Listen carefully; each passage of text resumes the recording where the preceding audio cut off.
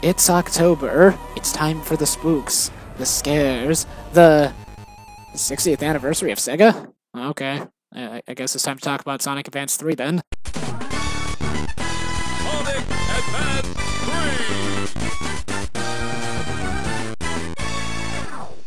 3! Number 1. Everything. About as good a place to start as any. Released in 2004, Sonic Advance 3 is the third installment of the GBA Sonic 2D platform games. And let me tell you, for a 2004 handheld game on a cartridge, this game is a stuffed turkey. It's actually quite impressive. 21 platforming levels with both single-player and multiplayer, a competitive battle mode, time attack, 2-player mode, there are unlockable characters and all have unique playstyles, hidden collectibles, and even alternate endings and challenge modes. And you can toggle the difficulty settings. This game really has a lot of things going for it, and such attention to detail that they even gave every single character their own idle animations, multiple team-up graphics, and even made Amy swoon over Sonic while the two of them were on the same team together. They didn't have to do that. But they did.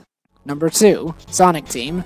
Sonic Advance 3 hosts 5 playable characters: Sonic, Tails, Knuckles, Amy, and Cheese! Each character has their own set of standard abilities, such as standing attacks. Obviously, Sonic can also run, jump, and turn into a ball, but so can SpongeBob. What really makes this game interesting is its tag action, which are performed by holding down the R button so you can summon your buddy, spin them up into a ball, and then release them to do things. Sonic will rocket you forward, Knuckles gets thrown like a ball, and Tails and Amy make you able to leap tall buildings at a single bound. And Cream gets replaced by a Chao in Sonic Team Racing. Oh wait, wrong. Actually, she lets you use her Chao so you can perform homing attacks for a short amount of time. Getting replaced in Sonic Team Racing was just a horrible, horrible dream. Wait, it's real? But even that's not the end of it. Every character's basic abilities and even their full-on playstyles are altered depending upon the characters that they're teamed up with. Amy, for example, automatically changes everybody's jump and grants all teammates the use of her hammer. Knuckles gives Sonic a more intense attack, like this freaking thing. What the heck? 1000 Degrees Sonic versus Eggman. This can't be! And Tails grants all allies enhanced aerial mobility, such as giving Sonic the ability to alter his mid-air trajectory in one of 3 ways. Amy gains the ability to ride balloons, and Knuckles has the power to fly.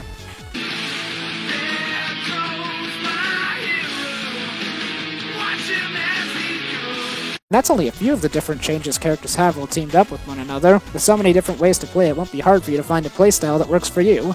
Just make sure you don't team up Tails with Cream. Number 3. Hit the ground running. The basic idea of every level is to complete it as fast as possible. Sounds easy enough, but you'll be surprised. The basic action of getting from point A to point B is made monumentally more difficult by the inclusion of absolutely everything coming for you. Not only do you have to sidestep enemies at every turn, but not even the ground beneath your feet is safe for long. When they say gotta go fast, they don't mean Sonic, they mean you, the player. Everything happens real fast in this game, and you only have a split second to respond to any of it. It's for reasons like this that level 1 is so great, as it introduces you to the game's mechanics. It's forgiving without being too easy. And by that I mean, things happen quickly, but if you mess them up, it doesn't punish you too badly. For example, when running at top speed, you may notice an alternative path to the one you're already on, but if you notice it too late, then you'll miss it. You'll have to go all the way back to where you started from in order to get on it. But if you do catch it, you'll find yourself in a totally different path that the path you were taking before wouldn't have brought you to. Another mechanic introduced in level 1 are the time switches. Basically, you push one of these switches, and a spring or platform will appear for a short amount of time. In level 1, there's not a whole lot of things standing between the switch and the thing it's activating, but as the game goes on, you'll be freaking out every time you hear this noise. And of course, there are the standard enemies which will get in your way. Level 1 standard enemies are pretty easy to get around. As early as level 2, you better watch your step. And by itself, none of these things sound too bad. But this game can get real crazy. That B? Yeah, no problem. That B while you're platforming over moving platforms and you only got a few seconds to go? Alright, now we're talking. Number 4. Behind the scenes, in front of your face. On top of having great character variety and well-designed maps, this game has a host of incredible and very subtle designs and atmospheric touches added to every single stage of it. You may not have noticed it, so I'll point them out for you. Also, your brain did. Firstly, let's talk about this game's variety of enemies. Every robot coming for you is unique to the area that they're set, giving each level a sense of individuality and subconsciously adding intrigue because every level feels completely different than the last. Unlike a certain other Sonic game, every area also contains a number of its own unique stage hazards. While every level has its giant crush block, they all look distinct, and only in Toy Kingdom do you have something like the Jack-in-the-Box spring. Cybertrack, you stand on moving platforms, and Sonic is fired around like a pinball, and Sunset Hill has a number of water slides, and Twinkle Snow has Minecart. Every level has its own unique musical theme, and the action stage music gets progressively more and more intense the further you go into the level, creating a real sense of tension.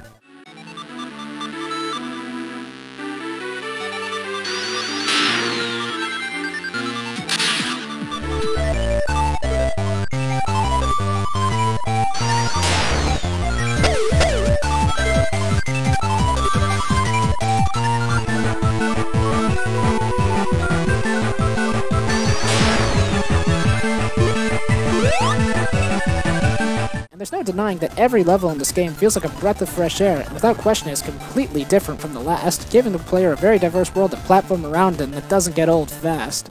Number 5, Around the World. Other than action stages, you also have overworlds to run around in with their own unique themes and secrets. The overworlds in Sonic Advance 3 are really well done too, and there are 7 in total. Unlike in some other games, the overworlds in Sonic Advance 3 are more than just glorified level selects. They're actual platforming palaces that show off the kind of things you'll have to know to get through the stages in a risk-free environment. The moment you enter the world, the music will start, setting the theme for how this world will look and feel. Even more than that, they aren't just straight shots from one level to another, but have many secrets inside, such as bonus minigames that you can play for extra lives, and the secret spring you can use to enter the special zone in order to unlock Chaos Emeralds. Every overworld map is almost like a tutorial for the levels you're about to undergo. But that being said, don't think of this as a cheat sheet or something. These levels can get pretty ruthless, so watch out.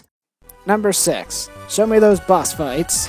After completing all 3 levels in an area, you move on to the boss fight, a showdown with Eggman and his insane inventions. And I really do mean insane, like, what the heck is this thing? Every boss fight in this game is unique too. None of them feel the same. They're not as simple as just jumping on his head to inflict damage. Sometimes you're platforming on falling platforms, and sometimes this guy's just flipping out. While Eggman is the big bad of the game, he isn't alone. Eggman's also accompanied by a new robot named Gemerald, who appears after the very first boss fight and upgrades himself for every subsequent battle. He shows up at the end of Act 3s in certain levels to fight Sonic, getting stronger and stronger after every encounter, and after being defeated, you unlock a new playable character. Just so you know, this encounter can only be triggered if Sonic is player 1.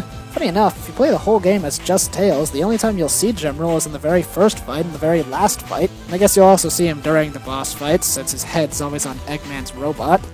Unless the robot is Gemerald. Number 7. The parts that suck.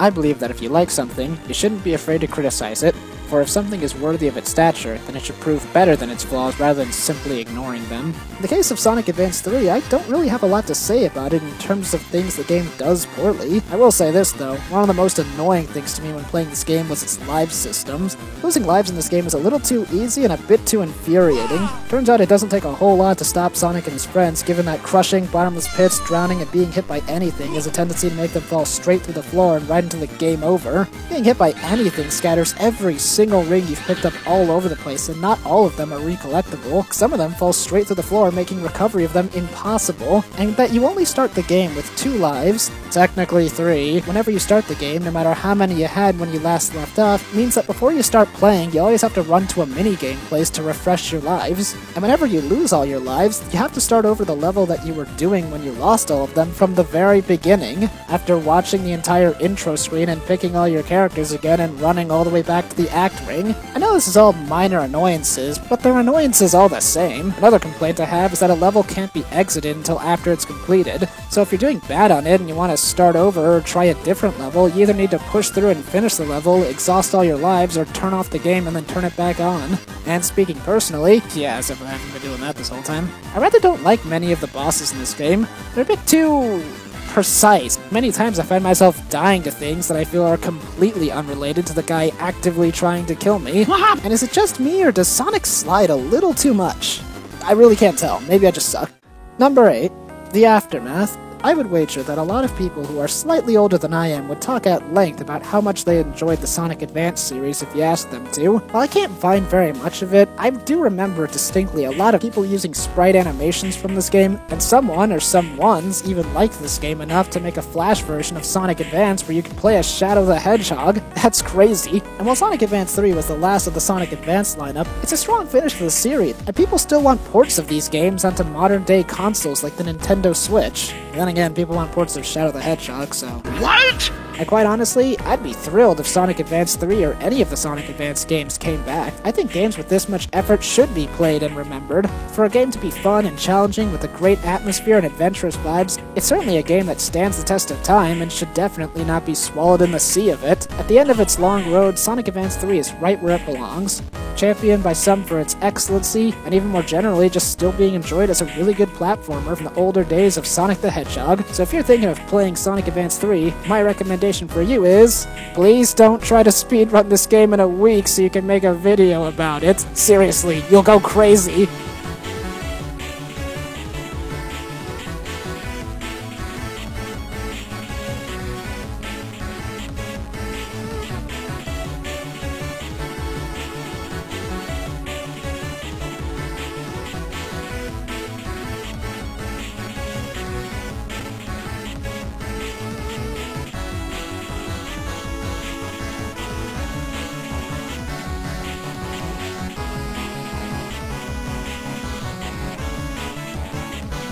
Hey, you watched my video. Thanks. If you liked it, please consider giving it a thumbs up or leaving a comment. In such a short amount of time, the channel has more than tripled in size, and I just want to take this time to give a real big thank you to all the people supporting me. It really means a lot to me that you'd watch my content and think it's worth supporting. I hope that I can make more videos to live up to your expectations or provide you with some kind of entertainment. For now though, I've got a few other videos you can watch if you're interested. Whatever you decide to do, I hope you have a good day, night, morning, evening, afternoon, dawn, dusk. See you around.